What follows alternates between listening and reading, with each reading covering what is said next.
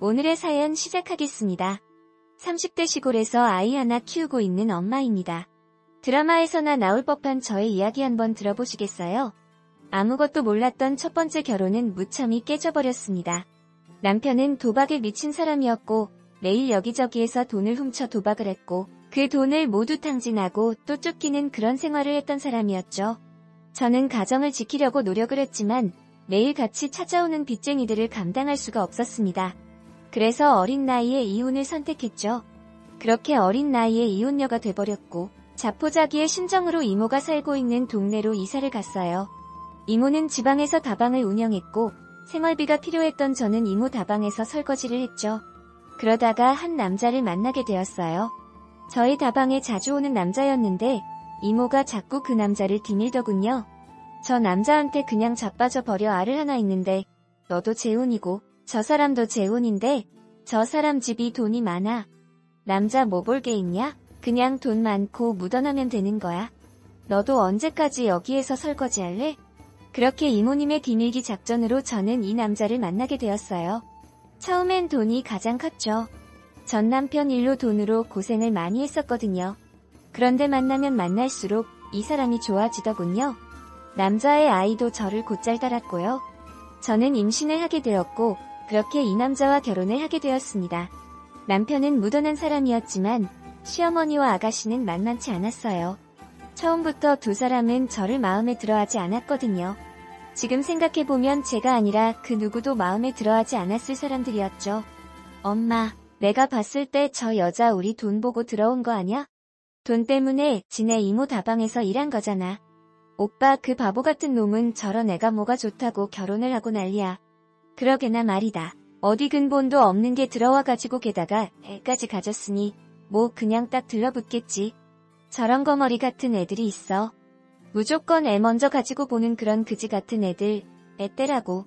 그렇게 난리를 쳤는데 눈 하나 깜짝 안 하고 결혼하는 거 봐라. 저게 보통 내기가 아니야. 시어머니는 저를 며느리 취급도 안 했고 저를 부를 땐 야나 얘 이렇게 부르셨죠. 만삭이 되어서도 시댁에서 그리고 아가씨 집에서 죽을 듯이 일을 했어요. 가끔 마음에 들지 않을 때는 부모가 자식 혼을 내듯 그렇게 저를 잡아냈고 가끔은 저에게 회초리도 들고는 했죠. 남편에게는 절대 말하지 않았어요. 이혼은 한 번으로도 충분했거든요. 저는 가정을 지키고 싶었고 그리고 아이를 아빠 없는 아이로 키우고 싶지 않았거든요. 시어머니와 아가씨의 구박은 점점 더 심해졌어요. 욕으로 시작했던 것이 회초리로 가는 경우가 더 많아졌고 그 이후에는 손찌검으로 왔죠. 야, 더 친자검사하게 머리카락 가지고 와. 쟤 우리 집안 애 맞아? 아니지. 너 지금 다른 놈에 가졌으면서 우리 집에 들러붙은 거지? 그게 도대체 무슨 말씀이세요? 정말 이제 그만 좀 하세요. 그럼 애 친자검사를 하게 머리카락을 내놓으라고. 왜 그걸 내줘? 뭐가 찔리니까 그러는 거 아냐? 어찌나 며느리 행세를 하고 다니던지 내가 꼴 사나워서 나는 지금까지 너를 며느리로 생각을 해본 적이 없어. 마찬가지로 그 애도 우리 집안 자식이라고 생각 안 한다. 얼른 확인해보게. 머리카락 안 내놔. 아이를 안고 있는 저에게 제 아이의 머리카락을 뽑으려고 시어머니와 아가씨가 달려들었어요. 저는 아이가 다칠까봐 몸으로 막았고 흥분한 시어머니와 아가씨는 저에게 주먹질을 했죠. 깜짝 놀란 첫째가 울면서 남편에게 전화를 했고 남편이 맞고 있는 저를 보게 되었어요. 남편은 이게 무슨 짓이냐고 시어머니와 아가씨를 뜯어 말렸고 아가씨는 가슴을 치면서 이야기를 했어요. 오빠, 그때 그렇게 당했으면 이제는 정신 차려야지. 이번에도 또 당할 거야? 전현 저거애 아니다. 지금 전현도 지난번 여편네처럼 우리 집 돈 보고 더 꼬셔 기어 들어온 거라고. 너는 어쩜 그렇게 사람 보는 눈이 없냐. 지금 네 시도 없는 애 키우고 있는 거야. 이 미련한 놈아. 아이고 정말 내가 못 산다 못 살아. 오빠 엄마 말이 다 맞아. 전현 오빠 돈 보고 들어온 거야. 적당히 살다가 이혼해서 위자료 받으려고 우리가 그냥 이렇게 이야기하는 것 같아? 우리도 다 알아보고 확신이 있으니까 친자 검사하자고 하는 거야. 오빠는 그냥 가만히 있어. 우리가 다 해결할 테니까. 실컷 시모와 신우에게 두들 맞은 저는 이야기를 듣고 있는데 어이가 없었어요. 그래서 머리카락을 내주었습니다. 그렇게 나를 싫어하는데 조작이라도 할까 봐서 첫째 머리카락과 제 아이 머리카락을 함께 주었죠. 너 어디 두고 봐. 막 굴리던 네 몸뚱아리 이번에 확실하게 증거 잡아서 우리 집에서 내쫓을 테니깐. 우리 집안이 어떤 집안인데 감히 너만 년이 들어와. 그래, 내가 더 다방에서 일한다고 했을 때부터 의심하기는 했었어. 어디 검사 결과 보자. 내가 너 우리 아들 인생 망치는 게 보고만 있을 것 같냐? 네 새끼랑 확 내쫓아 줄 테니깐 기다리고 있어. 결과가 나오는 날 시댁을 가니 어떻게 알고 왔는지 남편의 전처도 시모 옆에 바싹 붙어 앉아있더라고요. 뻔뻔한 얼굴을 한 여자 너도 어디 한번 당해보라고 쌤통이라고 말하고 있는 여자 어머니, 이 여자 당장 내쫓아야 해요. 아니, 그냥 내쫓으면 안 되죠. 엄연히 사기 결혼인데 고소해야죠. 고소. 콩밥을 먹여야 해요. 저런 년은. 하지만 저는 당당했기에 무서울 것이 없었죠. 어서 결과가 도착하기만을 기다렸어요. 봉투가 도착하자마자 전처는 지가 더 신나서 나서더군요. 결과는 모두를 뒤로 잡아뜨렸어요. 저는 총 2덩이의 어리카락을 주었는데 하나는 장모였고 하나는 단모였어요. 장모는 첫째 아이 것이었고 단모가 바로 제 아이의 것이었죠. 단모는 남편의 친자식이었고 장모는 남편의 친자식이 아니었어요. 한마디로 유전자가 불일치했던 거였죠. 제 아이가 아니라 첫째가요. 첫째는 남편과 전체 사이에 태어난 아이였는데 남편과 유전자가 일치하지 않는다고. 남편과 전처는 남자 문제와 잦은 외박건으로 헤어진 걸로 알고 있어요.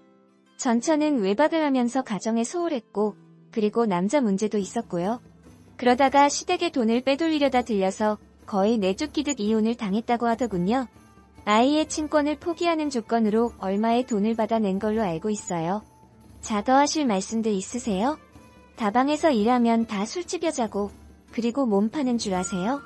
그동안에 저한테 하셨던 행동을 어떻게 갚으실 거예요? 말씀들을 좀 해보세요. 내쫓는다고 하셨잖아요. 시모와 아가씨의 얼굴이 울그락불그락해졌습니다. 둘 다 이번에는 전처에게 달려들었어요. 야 이년아, 년이 한 번도 모자라서 2번이나 우리 집을 망하게 하려 들어. 저 새끼 누구씨야? 더 당장 말 못해? 싸질러 놓기만 하고 그렇게 팽겨쳐 두더니 이제 보니 니년이 미친년이었구나.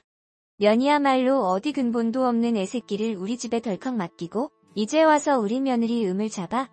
더 이면 오늘 나한테 한번 죽어보자. 사건의 전말은 이랬습니다. 결혼 처음부터 시모와 아가씨는 저를 마음에 들어하지 않았고 제가 이모 다방에서 일을 했던 걸 계속 의심을 했었어요. 그러다가 아가씨가 남편의 전부인과 만나게 되었는데 그 전부인이 저를 그렇게 씹어댔다고 하더라고요. 다방에서 행실도 안 좋았고 이 남자 저 남자 꼬시고 다녔었다고. 순진한 오빠 꼬셔서 결혼한 거라고. 아가씨도 맞장구 치면서 이 여자 결혼 전에 임신했다고 하니 그게 오빠 씨라는 거 확실하냐고? 자기가 들은 바로는 이 남자 저 남자 다 만나고 다닌 사람이라고. 다방에서 설거지만 하는 사람이 어디 있냐고. 그걸 믿었냐고. 그렇게 시모와 아가씨는 정신나간 전처의 거짓에 속아 저를 그렇게 모함하고 의심했던 거였습니다. 그러면서 아가씨와 전처는 모종의 계약도 했더군요. 저를 내쫓고 다시 오빠와 잘되게 해주겠다는 약속을 했던 거였죠. 정말 미친 것들이었죠. 남편은 망연자실이었어요. 자기가 그동안 키워왔던 아이가 자기 아이가 아니라는 사실이에요. 그리고 시모와 아가씨를 나무랐습니다. 그런 정신나간 여자 이야기를 전해서 모르고 지나갔으면 좋았을 것을 전부 다 알게 했다고? 놀란 건 저도 마찬가지였습니다. 첫째가 남편의 친자식이 아니라는 것이 만일 친자검사를 하지 않았다면 시모와 아가씨가 저를 의심하지 않았다면 정신나간 전처의 아이를 제가 키울 뻔했던 거였죠. 아이는 불쌍했지만 제가 키울 수는 없었어요. 제가 선택할 문제도 아니었고 이 집안의 문제였으니까요. 시모와 아가씨는 전처를 흠씬 두들겨 팼고 그래도 키운 정이라는 게 있을 수도 있는데 이 집안 사람들에겐 그런 정조차 없더군요. 아이는 정신나간 전처에게 보내졌습니다. 과연 그 여자가 아이를 잘 키울지 걱정됩니다. 그리고 이혼 당시 줬던 돈도 모두 돌려달라고 했고요. 그렇지 않으면 니년이야말로 콩밥 먹게 될 거라고 시모는 큰소리치더군요. 저는 그동안의 핍박에서 벗어나게 되었지만 시모와 아가씨를 가만두지 않기로 결정했고 남편과 상의 후 시모와 아가씨를 폭행죄로 고소했어요. 남편은 탐탁치 않아 했지만 그런 남편에게 고소하는 게 말리면 난 당신이랑 끝이라고. 영영 갈라선다고 말하자. 마지못해 고소를 허락해줬네요. 시모와 아가씨에게 맞을 때마다 고소를 위한 것은 아니었지만 어디가 까이거나 다쳐서 자주 병원에 들리곤 했었거든요. 그게 전부 좋은 증거가 되더군요. 친자검사 사건 이후 시모와 아가씨는 저에게 깍듯했어요. 항상 우리 아기 그리고 우리 언니라는 말을 입에 달고 살더군요. 요즘은 매일 한 번만 용서해달라고, 고소 좀 취하해달라고 연락이 옵니다. 어찌할지 고민 중이에요.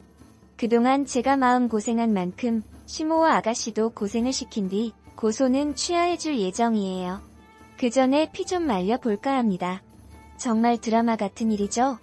제게 일어난 일인데 저도 여전히 얼떨떨해요.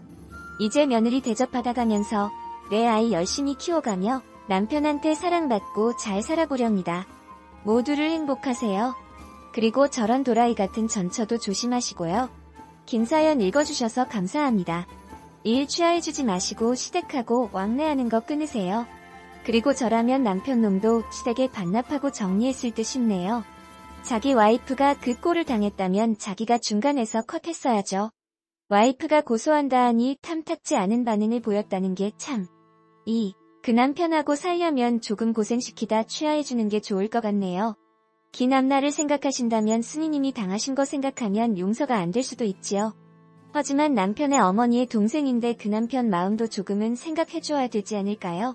그리고 시모 신우한테 처음 욕먹고 난리칠 때 신랑한테 이야기를 했음 달라질 수도 있었는데 두 번의 이혼의 두려움 때문에 모든 걸 참기만 한 스니님이 더 힘든 시간을 보냈던 것 같아요. 앞으로는 뭐든 행복하고 꽃길만 걸어요. 힘들 때는 힘들다고 신랑한테 이야기하시며 행복하세요. 3. 아니 그렇다고 왜 스니님을 때려요? 아니 스니님이 다방에서 일하는 것 같고 왜 뭐라 하세요? 스니님의 상처를 그렇게 후벼파지 마세요. 그리고 왜 스니님을 때려요? 때리지 말아요 좀. 그리고 전부인 진짜 답도 없네요. 답도 없어요. 사어른들 잘못으로 아이들이 상처받는 거 너무 마음 아픔. 첫째는 잘못한 것도 없는데 하루아침에 아빠도 없어지고 새 엄마 맞는다고 아빠한테 전화까지 해줬는데 친엄마가 제대로 키울 것 같지도 않은데 엄마 정 한 번 제대로 못 받아보고 커할 것 같은데 어른들 누구 하나 신경 써주는 인간이 없네. 오, 썰남. 너무 웃겨요. 성우 이상희 실력, 연기도 프로급 수준 탄력 있는 목소리. 미소 지으며 집중력 있게 듣고 있습니다. 일슈월장하는 썰남. 짱입니다. 오늘 참 재미있게 들었어요. 6. 그런데 전처가 데려간 아이 일단 아빠 엄마라고 불렸잖아요. 혹시 전처가 산정이 있어서 데리고 온다면 일이 커지지 않을까 염려됩니다. 만약에 1000분의 1 가능성. 7. 저라면 전처의 아이를 키우겠습니다. 기른 정도 낳은 정 못지 않아요. 시댁은 그렇다 치고 남편이란 사람도 참으로 비인간적이네요. 스니도 애초에 그 아이를 키울 생각으로 결혼했던 거 아닌가요? 몰인정하네요. 스니가 가만히 있는데 남편이 키우자고 말 못하죠. 자식으로 생각하고 키웠으면 내 자식이 맞습니다. 큰 아이가 받았을 충격에 마음 아픕니다. 고소를 취하 안 해줘도 시모녀가 받을 응징은 생각보다 크지 않아요. 수백 벌금의 폭력 전과자가 되지만 일상생활에 지장은 없지요. 해외 출입국 할 때 범죄 전과를 신고해야 하는 망신과 수고가 추가되는 정도? 고소 취하해주지 말고 이 상태로 피말리세요. 8. 순간 지나간다면 재벌에 또 나옵니다. 신우와 시어머니 때문에 결혼 생활은 편하지 않네요. 조건을 달아서 서로 부딪히는 일이 없다면 생각해보세요. 지금처럼 못 살게 굴면 이혼하시는 게. 9. 화장실 들어갈 때랑 나왔을 때 다르다는 말 아시죠? 고소를 취하해주는 건 좋겠지만 나중에 또 무슨 핑계로 스니를 괴롭힐지 모르니 만약을 위해서라도 각서 한 장 공증받아 놓는 게 좋을 듯 싶네요. 위력에 의한 폭력이나 위협과 협박으로부터 자유롭게 가정의 평화와 행복을 지킬 수 있게 말입니다. 가능하면 시모와 신우 그리고 전부인으로부터 멀리 떨어져 있는 게 좋을 것 같네요.